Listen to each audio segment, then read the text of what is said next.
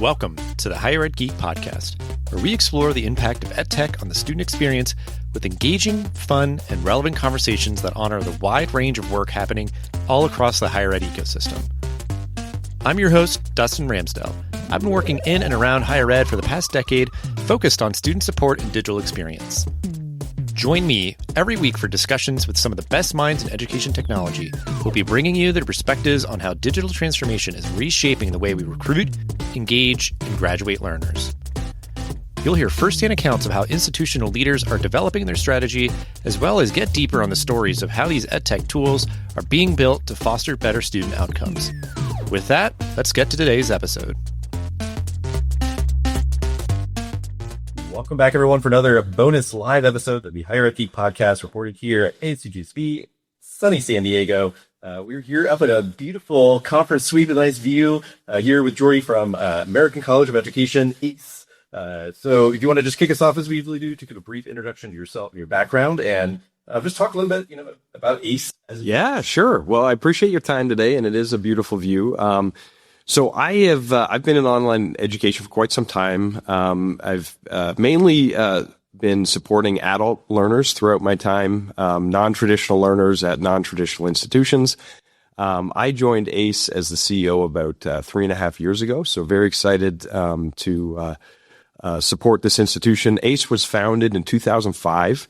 And the original concept was really around creating a master's degree for teachers for less than $5,000, and started with partnership with a school district, and then it's really grown from there. That decision to provide affordable pathway for graduate students in education has really stayed with the vision for the school. There was also a founding decision not to accept Title IV loans. And we've stayed true to both of those decisions. So we've grown to about 14,000 active students. Our master's degrees are less than $10,000. Our doctoral degrees are less than $25,000. And for 87% of our students, they leave us with no debt. So we've really focused on that, combining quality with affordability, and focusing on teaching and learning and providing a strong student value proposition. So we can articulate an ROI for every $1 invested in our tuition. Our graduates get $19.20 in future career earnings. So we're very proud of that. Yeah, it's awesome. Definitely want to talk a little bit more about that, because I know just in the country writ large, affordability is a big topic of conversation. Certainly in higher ed is not immune from that. And it's been kind of a lightning rod for a while. So I'm definitely, curious to kind of talk a little bit more about that. But before we get too far, if you want to talk a little bit about kind of what brings you all to the event this year, kind of how you're showing up, if there's anything in particular that you're kind of focusing on, but just any kind of remarks. And, we're kind of kicking off, I guess, like the second full day of the event. So I don't know, any reflections from yesterday, whatever kind of is on your mind in terms of how you all are kind of showing up this year. So we come to this event every year. It's in my mind, the premier education conference. We're very fortunate that one of the co-founders, Michael Moe, is actually on our board. So he really supports us and make sure that we get the most out of the time. And so we come here to meet with partners. We have thousands of school district partners, with technology vendors. We're always trying to make sure we fully understand what the latest and the greatest is in terms of how we can leverage technology to support our students. And especially over the last few years with the growth in AI, it's a great opportunity to learn more about the latest tools and offerings are in AI. Yeah, definitely. Yeah, and I mean, for me, it's just been, great opportunities. Like you said, I mean, there's just everybody's here, so it's like a good collision of like everybody for kind of like, idea sharing or whatever. But you can also just like get a lot of good bang for your buck, meeting a lot of people all at once. But so yeah, you mentioned, it's kind of a standout fact that like most of your learners graduate with like no debt or maybe minimal debt and all that kind of stuff. And I imagine like, one part of it is like you are a very new institution. You're able to kind of just organize in a very different way than like a 200-year-old institution and just the way that they operate and everything. But again, with like affordability being a major topic now nationally, and with like the scrutiny institutions they're facing, just talk a little bit more about that approach and why you feel like it's so important, especially right now. Yeah. So I mean, in terms of I guess how we build ourselves from the ground up. So there was the focus on the student value proposition and on teaching and learning. Because we didn't decide to participate in the Title IV federal loan program, we were able to really focus on the student experience. I think when you do participate in the loan program, there's a student finance element to your institution, and there's a lot of other considerations that come along with that. We also are fully online, and so we don't have huge sprawling campuses that you see at many traditional institutions.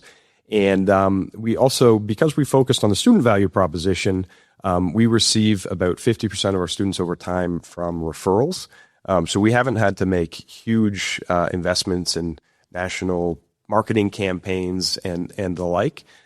So I really see it as a self-reinforcing cycle that we've created. We're very committed to continuous improvement. So we really look at the student data. And one of the benefits from being fully online is you can see all of the progress and the challenges that students and the time that they put into their course progression. And we have a faculty that is very experienced and very close to industry, and they're able to look at the data and intervene appropriately. So it's a very efficient learning pathway, but we're also able to use that information to continuously improve. And we also made a choice to create all of our curriculum in-house. So we don't work with publishers. We have an in-house curriculum design team and lots of designers that partner with our faculty that are very connected to industry and to employers. And then we receive a lot of feedback from employers. So the entire point of the academic experience is to provide practical and relevant learnings for the students.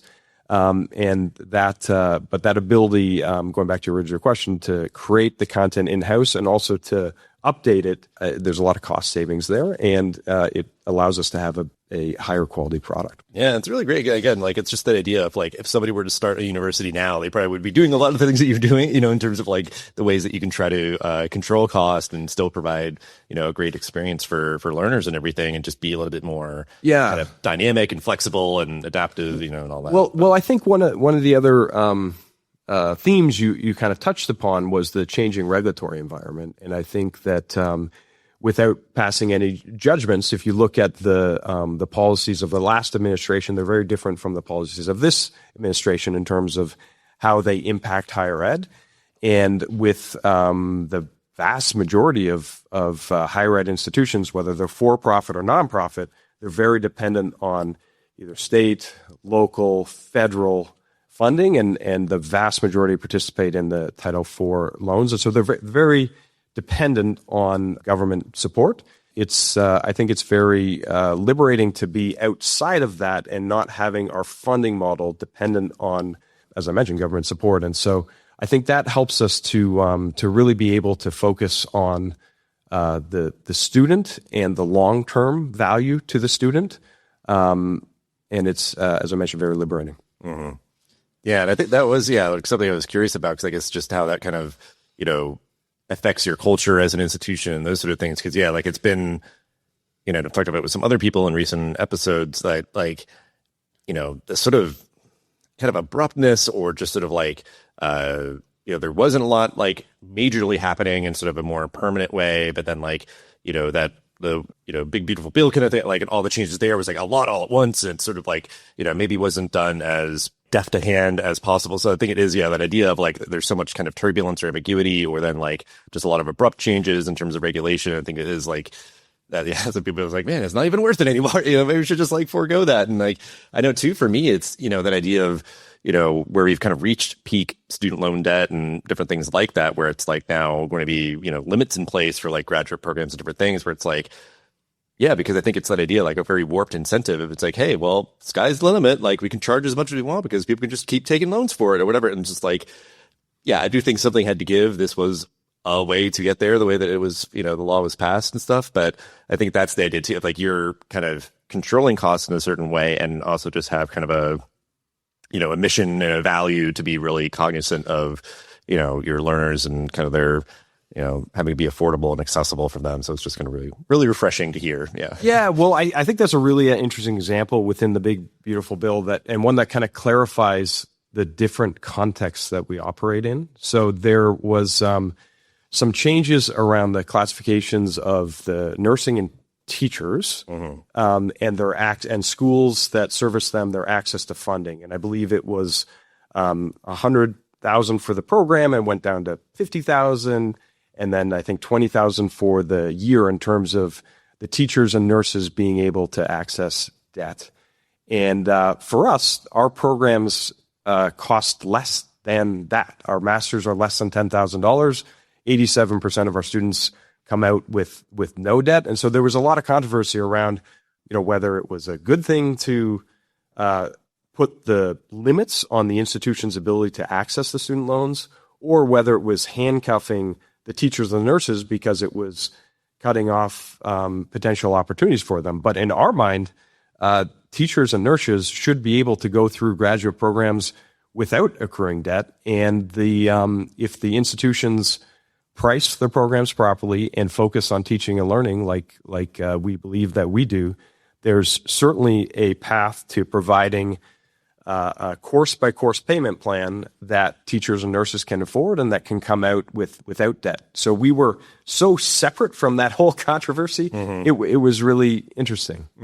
Yeah, and I think that's what, for me, is like, for institutions, like there's just a necessity and an urgency because you're just seeing so many having to make these like, huge cuts in terms of programs and different things to like address these like budget deficits and all that. Like, because I think, they were, kind of expecting maybe in, so many ways, like the gravy train to just keep on rolling in terms of just like, what they can charge for programs and, all of that. And just, there's been certainly just a confluence of factors that have really impacted, so many institutions and everything. So I think it's just like, I guess in my mind, like if you can do certain things to kind of stay above the fray in terms of like managing costs and obviously just being like, because it's always the thing of like, would you rather have like, so many people paying less or like fewer people paying more? But then it's like, again, where we've kind of reached like peak student loan debt and kind of, things with like affordability. I think it's just, there's so much resistance around cost for today's learners. So it's like, you have to be really cognizant of like,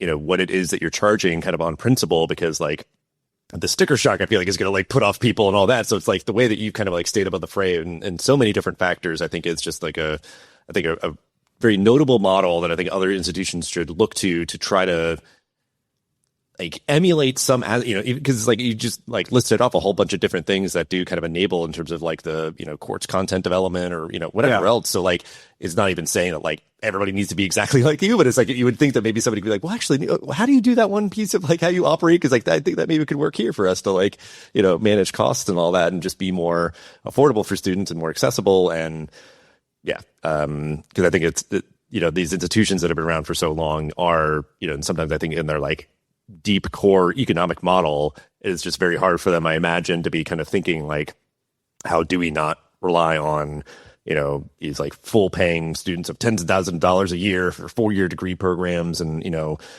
huge physical footprint and like all these different kind of things, like it, I don't know. So it's always just fascinating. I guess like, thinking through all the sort of the implications of, the way that institutions operate, how can maybe they change? And then there be kind of a lot of, positive effects for them and for learners around how they're sort of managing costs. I mean, I think you make a lot of really interesting points. I mean, one way I think about it is just the benefit of being able to focus. So I've never worked at a traditional school, but when I think about what they do or read about where they're focused, there's so much that they have to do that doesn't relate to providing high quality teaching and learning, right? So they're managing facilities. Some of them seem to have professional sports franchises tacked onto them at this point. There's all sorts of ways that they're trying to differentiate in terms of marketing. There's all sorts of administrative focuses that have been brought in terms of some studies I've read, just the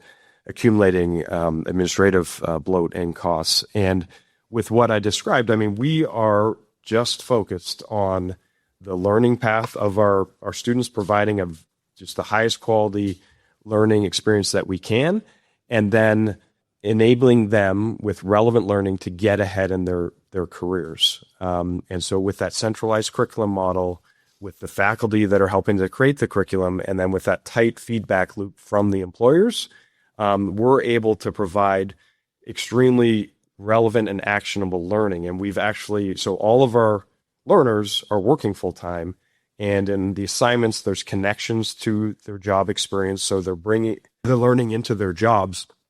And then we further partner with our employer partners. We have thousands of school district partners. We have hospital partners, where we're providing education as benefit. Their employees are coming to us at a discount, and then we're helping the school districts, the employer partners, and the hospitals with their ability to attract, retain, and upskill their employees. So we're very embedded in ecosystems of our employers with the student experience and the student learning at the center of it all. And I think that is extremely different than the typical higher ed experience that I think is also pretty far removed from the employer value proposition as well.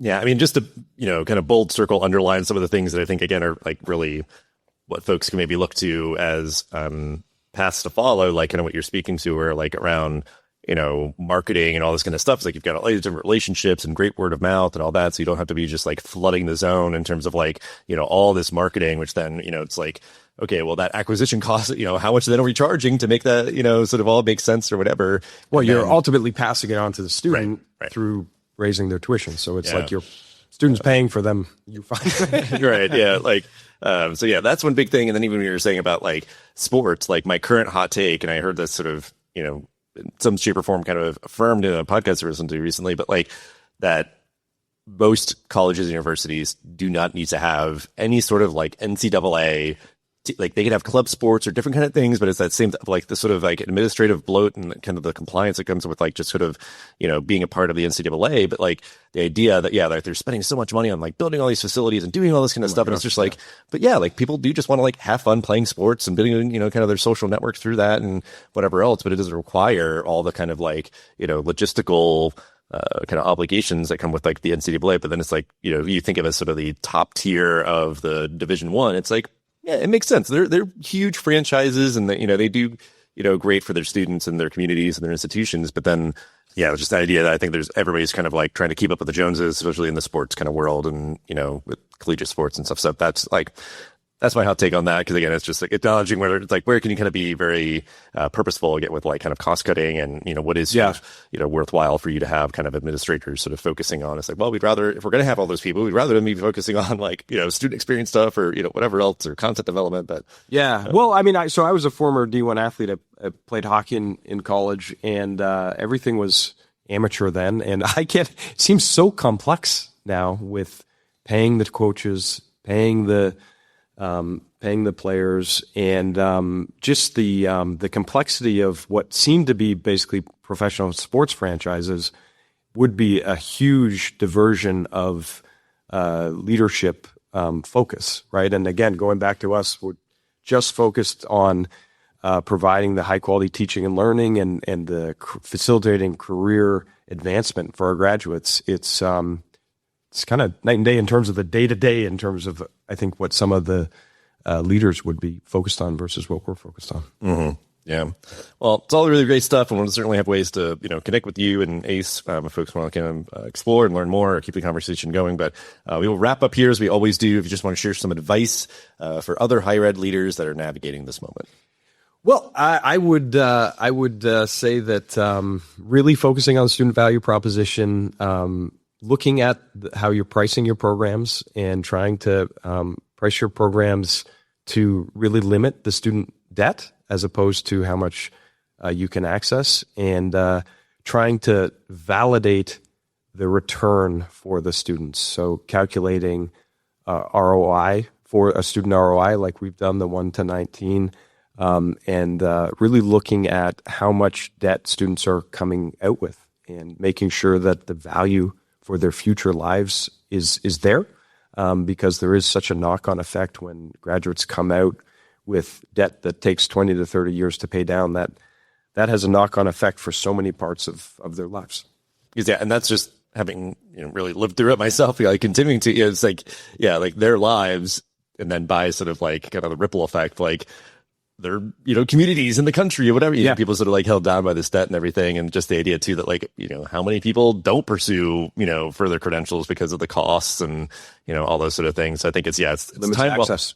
For sure. Yeah. Like time well spent for institutions, I think, to just be giving kind of, a hard look at this and, whether it is, the byproduct of having to make all these cuts and then you're then trying to figure out how then to move forward and not end up kind of in a similar place, or just sort of like, hopefully you as an institutional leader are in a moment now to recognize all these things that we're talking about and, start to make those kind of deliberate moves to be, controlling costs, maintaining quality, and just being, as accessible and sort of as relevant and kind of getting good experiences for all your learners and all that good stuff. But again, just we'll have ways to connect with you and Ace in the episode description. And just thank you so much for hanging out and sharing out what you did. Thanks a lot. Enjoyed the conversation. Appreciate it. Thanks for listening to the Higher Ed Geek podcast. This show is a proud member of the Enrollify Network, home to Higher Ed's largest collection of podcasts. Enrollify is where higher ed goes to grow. So be sure to check out our other podcasts, webinars, video clips, blogs, and more. Visit Enrollify.org and subscribe for all the latest details and content drops directly to your inbox. Enrollify is brought to you by Element 451, the digital workforce platform for higher ed. Learn more at element451.com.